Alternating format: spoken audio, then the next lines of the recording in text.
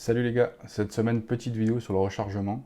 Ça va être très simple, c'est une vidéo que je vais récupérer que j'avais fait sur le club repos, qui date un peu, que j'ai retravaillé, parce que je prends un peu plus de temps pour vous sortir une super vidéo sur le l'EDC qui va être un peu scénarisée et tout. Je vais vous faire un truc un peu chiadé, surtout vu la situation actuellement, j'ai envie que vous sortiez couvert. Donc petite vidéo sur le rechargement, ça va être en plusieurs parties. Là c'est la partie 1, ça va être une vidéo sur le rechargement des étuis de type étui droit, comme le 9 mm ou le 44 Magnum par exemple, ou le 45-70 pour ceux qui aiment bien ça. Donc je vais vous faire une vidéo un peu détaillée, avec le matos à utiliser, comment recharger vos premières munitions, et j'espère que ça va vous plaire. Fin de vidéo.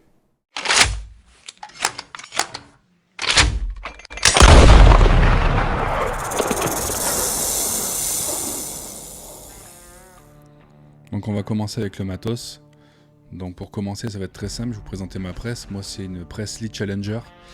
C'est un kit qui vient avec plusieurs outils, des trucs pour nettoyer les douilles, du lubrifiant, un amorceur, etc. C'est une presse que je vous conseille qui coûte dans les 280 €. Fait largement le job. Vous avez un petit tube pour récupérer les amorces vides, donc du coup c'est nickel. Un petit jeu d'outils, donc là c'est pour du 44 Magnum, parce que je vais recharger du 44 Magnum dans la vidéo. Jeu 3 outils très simples. Vous avez déjà 4 outils que je vous déconseille parce que c'est plus pour les presses multistations comme les Dillon, mais nous on est des prolos, on n'a pas les moyens, donc jeu 3 outils pour les monostations les gars. Donc premier outil, lui sert à recalibrer votre étui et à désamorcer l'étui, comme ça vous avez un étui tout neuf pour être rechargé. Donc le deuxième outil, lui qui est très simple, il sert juste à évaser la douille pour faciliter après le siégeage de la balle. Et là on a le dernier outil, donc lui c'est le 2 en 1, il sert à siéger la balle et à sertir la balle sur l'étui. Donc c'est lui que vous aurez en séparé si vous prenez un jeu 4 outils. Ensuite il vous faudra une petite balance de précision. Alors je vous conseille des balances qui ont plusieurs affichages, ici en grammes. Et si vous appuyez plusieurs fois sur une unité, vous allez voir une unité qui est très bien, c'est le grain, qui va vous permettre de suivre l'étape de rechargement qui sont très souvent en grain. Vous n'aurez pas besoin de faire de la conversion et je vous le conseille largement. Un petit pied à coulisses. Alors prenez un bon truc, mais pas non plus un truc à 300 balles, Facon, etc. Là c'est un KS Tool, ça coûte 30 € sur Amazon, ça suffit largement. Ensuite la doseuse qui est fournie avec le kit que je vous disais tout à l'heure. Doseuse standard de chez Lee, mais qui fait très bien le taf. J'ai jamais eu à la régler malgré des dizaines d'utilisations, donc vous pouvez y aller les yeux fermés. L'amorceur qui est fourni avec le kit Lee, donc vous venez visser ce petit argon en plastique sur la presse. Vous prenez l'amorceur que vous allez pouvoir installer comme je vais vous montrer là. Et là, vous êtes prêt à amorcer toutes vos balles. Un petit mouvement de bascule, vous allez pouvoir faire ça tranquillement. Ensuite, il va vous falloir des ogives. Donc là, c'est des Campro en 44 Magnum cuivrés, donc ça fait l'affaire. De la poudre, donc là c'est de la N105. Je vous conseille le Vitaviori, donc tout le monde va vous dire ah mais il faut prendre de la Vectan, c'est made in France et tout. Moi la Vectan je suis pas fan, je suis Vitaviori parce que la performance les mecs, la performance. Alors là, les amorces, donc là je vais pas vous faire de chichi sur les marques. Là c'est des larges pistoles pour le 44, mais là vous prenez ce qu'il y a les gars, vous prenez en masse et vous prenez ce qu'il y a. Un petit bac ultrason pour le nettoyage. Bon, il y en a qui préfèrent les tumblers, il y a plusieurs écoles. Moi je suis l'ultrason, celui-là il est pas très cher sur Amazon donc je vous le conseille, il est très bien. Un petit peu d'acide citrique pour le mélange magique dans l'ultrason. Vous trouvez ça dans n'importe quel magasin de bricolage, ça coûte que dalle et ça nettoie très bien les étuis. Donc là on va passer au nettoyage, au désamorçage. Donc ça je fais ça en rentrant du stand en général. Donc j'ai récupéré mes douilles comme vous voyez, je les ai mis dans ma petite boîte. Elles sont dégueulasses, donc je vais les nettoyer pour faire un rechargement le lendemain. Donc comme vous pouvez le voir, il y a des résidus de poudre, elles sont bien cracra. Donc ça je nettoie la veille pour pouvoir après recharger le lendemain avec le temps de séchage. Donc là on vérifie que la douille est bien percutée, bon elle est sale, il y a le petit trou sur l'amorce, donc ça vous désigne qu'elle est bien percutée. Vous prenez votre premier outil, pour le réglage c'est très simple, vous venez visser l'outil sur votre presse, vous faites monter le bélier, et là vous venez mettre l'outil embuté sur le shareholder, comme ici.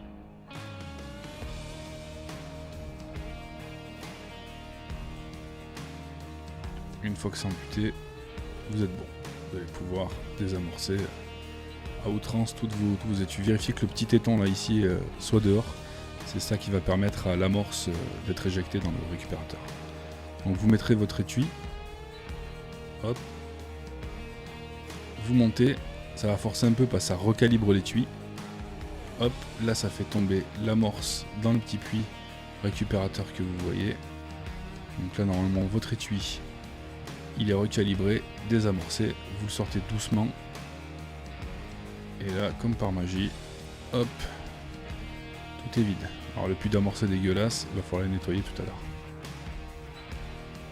Et la petite méthodologie, toujours l'étui vers le haut pour être sûr qu'il est bien désamorcé.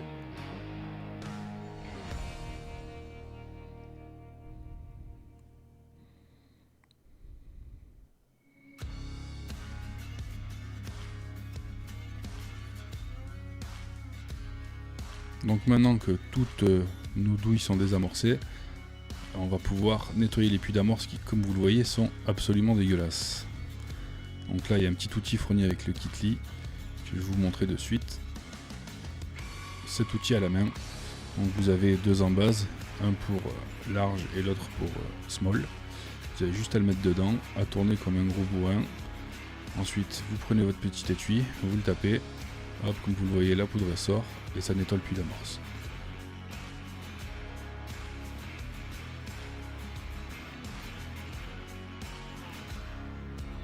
Donc une fois toutes nos petites douilles bien nettoyées, je les prépare, je les mets dans le panier du bac à ultrasons pour commencer le nettoyage, parce qu'elles sont quand même dégueulasses et j'aime bien avoir quand même des étuis propres. Donc là je vous conseille de mettre directement de l'eau chaude dans ce genre de bac à ultrasons parce qu'il n'y a qu'une résistance, elle chauffe pas beaucoup. Vous allez attendre 2 heures à galérer comme des cons pour que l'eau soit chaude, donc foutez directement de l'eau bouillante et comme ça il se mettra à température beaucoup plus vite. Petit tips. Donc là vous avez la température visée, la température actuelle. Là le temps que je vais mettre, donc moi je mets 30 minutes.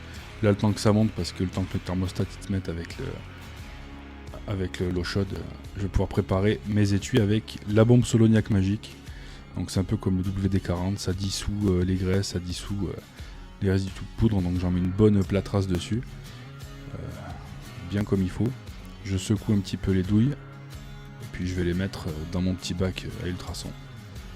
Je prends une scoop de trucs de café, c'est des trucs de café à perco, je mets 2 scoops d'acide citrique. Alors il y en a qui mettent qu'une scoop, moi j'aime bien mettre 2 scoops parce que je trouve que ça nettoie mieux. Alors faites pas gage au filmage, c'est une vieille vidéo, j'avais pas le matos encore donc on voit les petits doigts et tout mais c'est pas grave. Après un petit peu de liquide vaisselle mélangé à ça. Donc là vous voyez la température est bonne.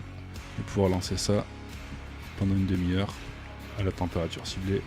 Et alors là les amis, je vous conseille de mettre ça dans une pièce bien à part parce que ça fait un bordel de tous les diables quand ça se met en route. Déjà le bordel tremble et tout, je sais pas si vous voyez, c'est n'importe quoi. Donc vous le foutez dans une pièce à part, vous mettez bien le couvercle dessus et vous vous cassez.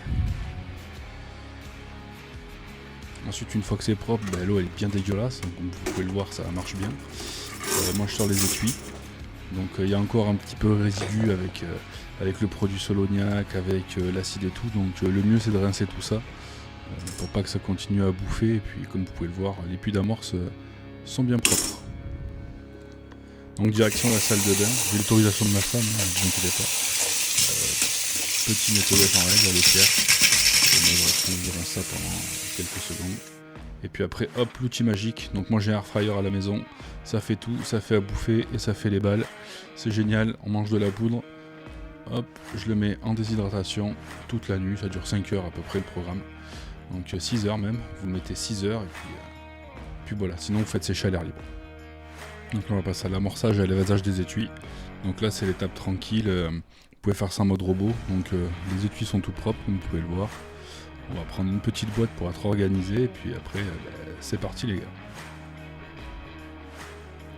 Donc l'amorceur de Shelly, vous mettez vos amorces dans le même sens, donc l'amorce vers le haut, ça va aller dans le petit conduit que vous voyez là.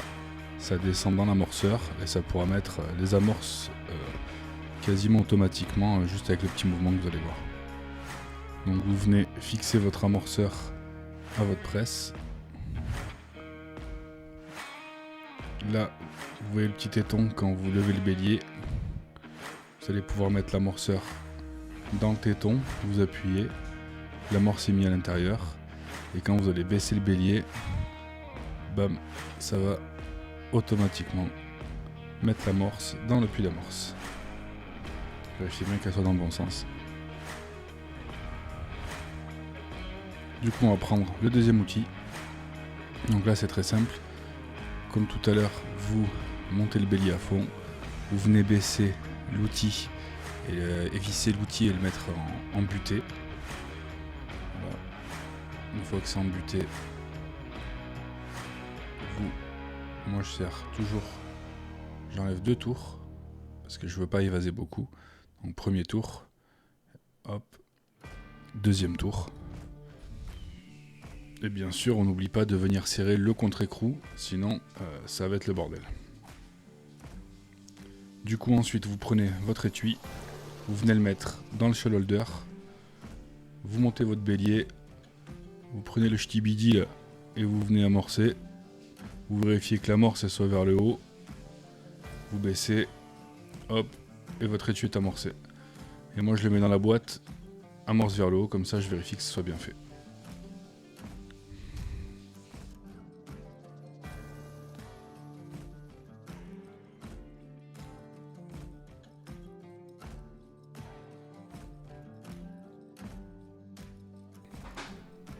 Alors que maintenant que tout est amorcé, on va pouvoir vérifier que les amorces sont bien mises.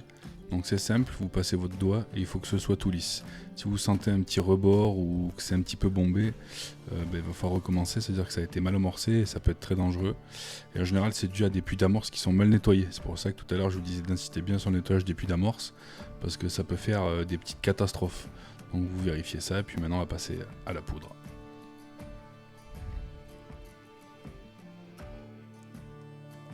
Donc on va prendre la doseuse Lee qui est suffisamment bien.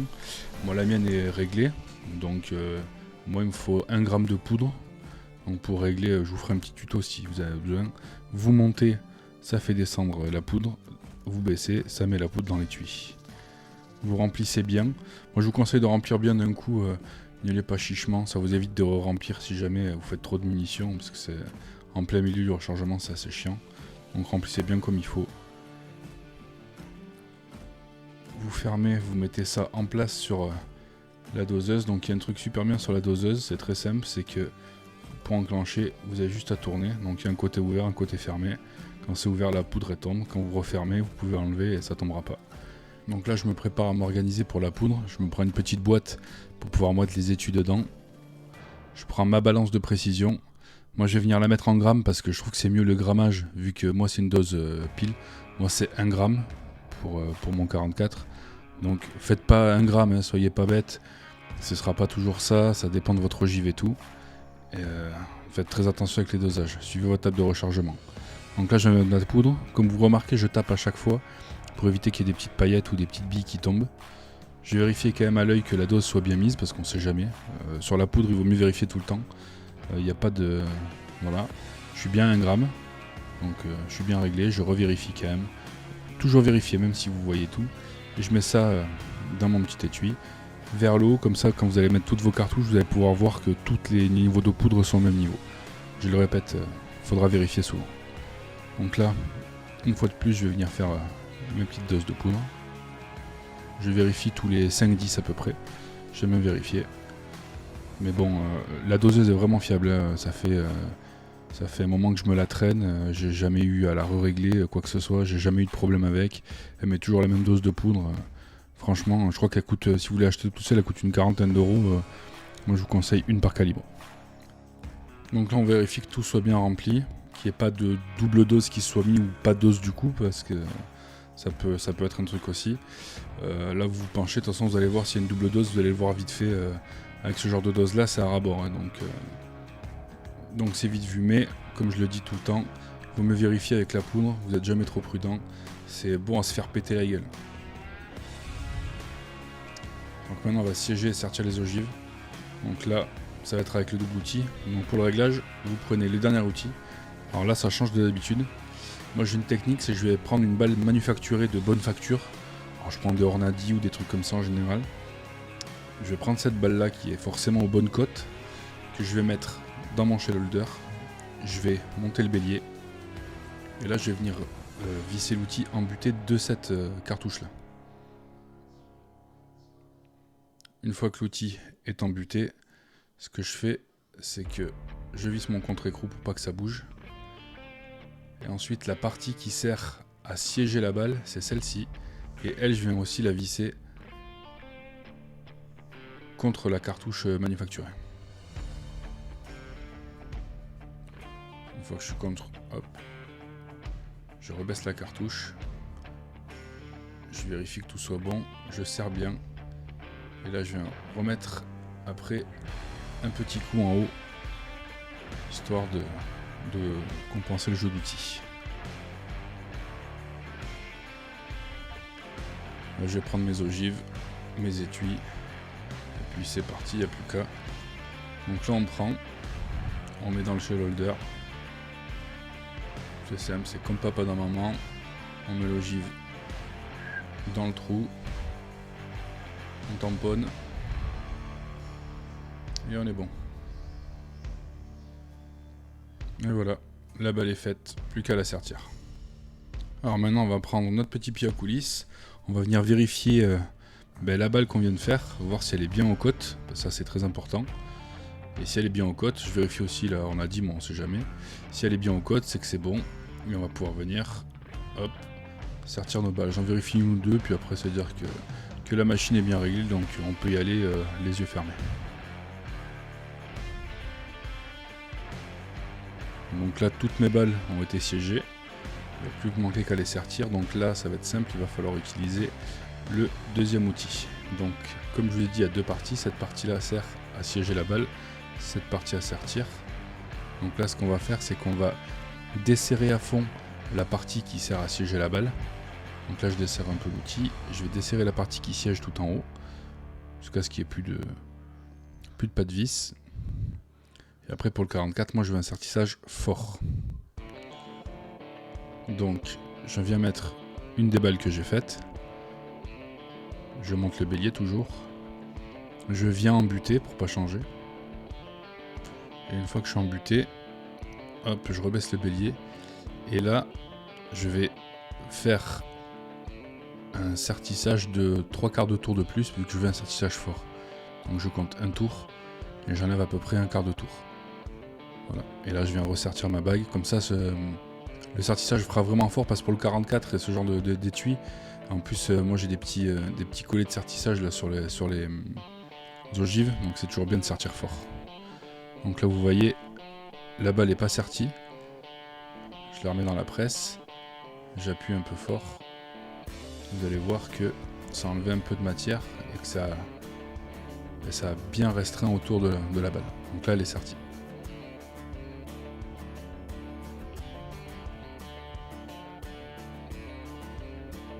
Et là, pour vous montrer la différence, on va prendre une balle qui n'est pas faite. Donc à droite, vous voyez bien qu'il y a de la matière qui est entourée, et à gauche, la balle est non sertie. Donc là, les balles serties à droite. Et puis là, c'est parti. On va pouvoir envoyer de la munition. Ça va très vite. C'est l'étape finale. Vous pouvez aller en mode robot. Moi, je sépare bien, comme je vous montre là, les sertis des non sertis, comme ça je ressertis pas deux fois, parce que ça peut esquinter les étuis. Et puis là on est parti.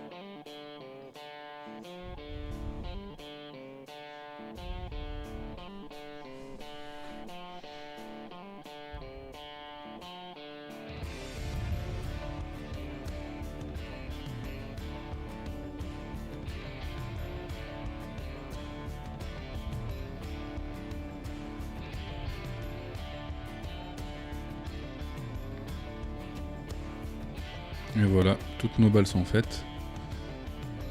Donc toujours vérifier, elles sont bien serties, c'est parfait. L'amorce est nickel, la douille est propre, il n'y a plus qu'à aller au stand et s'amuser. Et voilà une petite boîte remplie. Donc j'espère que la vidéo vous a plu et qu'elle vous aura été utile. Et quant à moi, je vous dis à la prochaine vidéo. Allez, ciao. peux me retrouver sur mon Instagram qui s'affiche à l'écran, je réponds à toutes les questions. Et sinon, tu peux t'abonner au Patreon de Le Guise ou d'Adam Villon pour avoir accès au Club Repo, c'est là où je suis le plus actif. Merci et à la prochaine.